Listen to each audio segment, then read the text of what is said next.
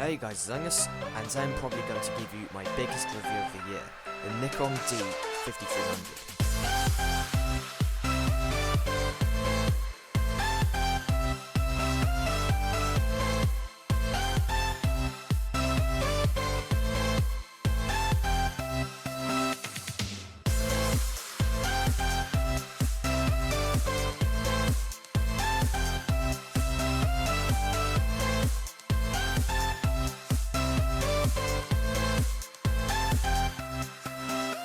Starting with the dimensions of the 5300, it's 7.8cm tall and 12.5cm wide.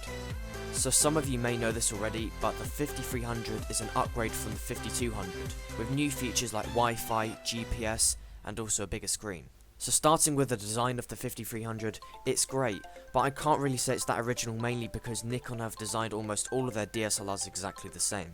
However, the 5300 is smaller, lighter, and thinner than the 5200. So starting with the features of the 5300, it's got a 24.2 megapixel sensor. It also has loads of ports on the side, including HDMI and 3.5 jack, making it ideal for external microphones. Of course, there's also a shoe mount on the top which will be useful for extra flashes and also lights, or in this case a Rode microphone. A great ergonomic design with a high megapixel count will make it really great for taking high resolution photos. So because of the light and small design, it makes it really ideal for one-hand use, and also makes it really easy to use as well. It's a really powerful camera in a really small design, which is fantastic. However, the only problem I think is that people with really big hands may struggle using the handle on this. However, of course with me it's absolutely fine. Probably the biggest feature for me on this camera had to be the 3.2 flip out display, and it makes it really awesome for taking photos and videos at difficult angles. So when taking large photos, there will certainly be a big size as they take photos at 6000 by 4000 pixels. On large photos you can take photos up to 3 FPS or 5 FPS on a smaller size.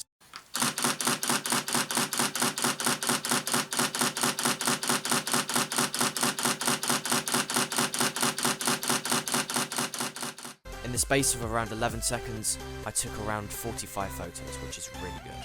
So while the screen size is great, I wish it could be just a little bit bigger, mainly because 0.2 inches bigger than the standard 3-inch size LCD screen just isn't really enough, and I feel that's sort of a bit of a con because they're only making the screen a little bit bigger while making out that it's a really big new feature. So while the screen resolution is great for general use, I find it's just not really enough at only 720 by 480. However, most people are probably going to find that the screen's definitely good enough for them. The digital LCD gives a really good representation of what you see, and also makes it really good for live view as well, so that'll be really useful for when you're taking videos or doing blogs or stuff like that. So while you can adjust the brightness, you can't adjust things like the contrast, which is a little bit disappointing. So for the first time ever in a Nikon DSLR, they've put Wi-Fi in the 5300 model, which is really great because it means you can hook it up to your smartphone via Wi-Fi, and that means that you can use your smartphone to control your camera. Setting up the Wi-Fi is fairly straightforward, which is really great because I usually find that devices with Wi-Fi aren't really meant to be suited for it, are very difficult to set up, for example Blu-ray players, but with this it's fairly simple, and I found that hooking up took about a minute.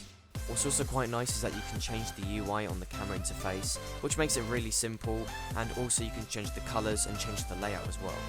So one great thing about DSLRs is that they can record really high quality video, and with this one this is definitely the case. It takes absolutely fantastic video, and you can also do it at multiple frame rates. Unfortunately you can't do 120 FPS like you can on the iPhone or GoPro, but I still find it useful that you can change the manual settings for the audio. So to access the ports is pretty simple, you just take off the little flap, and there you have presented all the ports on the camera. So we have 4 main ports. One of them, of course, as I mentioned before, is the 3.5mm jack for external microphones. The second one would be AV out, which would be for connecting to your TV. The next one would be a wireless adapter, of course, if you find that you want another adapter to use Wi-Fi, and then you have mini HDMI, which will also be useful for hooking up to a HDMI enabled monitor or TV and playing video back. I think what Nikon have done with the UI is really nice. It looks really fantastic, it's simple, but then it gives you a lot of information at the same time. What's also good is that you can use the Wi-Fi for up to 30 meters. Taking photos straight away on the 5300 is fairly straightforward, and you also don't have to be an expert to use it. So using a smartphone app with the camera is incredibly straightforward and very easy to use.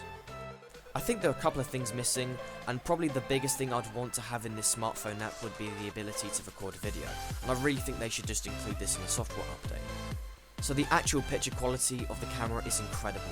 It really does show the ability to take really high resolution photos. Also, what's great is that with the massive sensor you can take some really impressive shots in low light settings. With most smartphones this is incredibly difficult to do simply because of the size of the sensor. Probably my favourite feature on almost all DSLRs is the ability to focus, and this really means that you can take advantage of the sensor and take some really stunning photos. It also allows you to increase the sharpness and makes it great for video as well. One of the features I've usually found in most DSLRs, including the 5300, is that the auto mode can sometimes find it difficult to find the right setting, and that can result in low light, darker photos. Now for this case, I don't think the photo is too dark, but I think it could certainly be brightened. But I think Nikon have chosen to ignore this mainly because you can go back to edit the photo after you've actually taken it. They still want to concentrate on getting the photo right. Now I will do a separate video on the entire video quality and also the picture quality as well, mainly because I don't have enough time to fit it in this video. What's also quite good is that in auto mode it's very good at locking onto faces, which means that it can enhance the focus onto someone's face. So of course because of this, when it comes out to taking photos of people, it looked a lot more impressive. So overall, taking pictures and video on the 5300 is absolutely fantastic. However, of course you can go higher and spend more money on certain DSLRs. So if the 5300 is the right camera for you, all comes down to really what you're going to use it for. If you're going to use it for high quality blogging, this is going to be really fantastic, or even if you just want to just take some really fantastic photos with some cool features integrated, I think this is going to be a great choice as well. But the only problem is that it's quite expensive, and there are some other solutions like bridge cameras which can give you near similar results for a lot less. From my experience from using the Nikon 5300, I absolutely love every second of it, and I really think if you got this camera you'd enjoy it too. So I'll do a couple more videos including a setup guide and also a video test, but apart from that, thank you for watching. Headphones, and I found that the bass was really weak. While it did produce quite a fairly low sound, the problem was that I couldn't get any bass out of it. However, I did find that the clarity was impressive, and also the volume was also good as well. I've used quite a lot of in-ear headphones before, and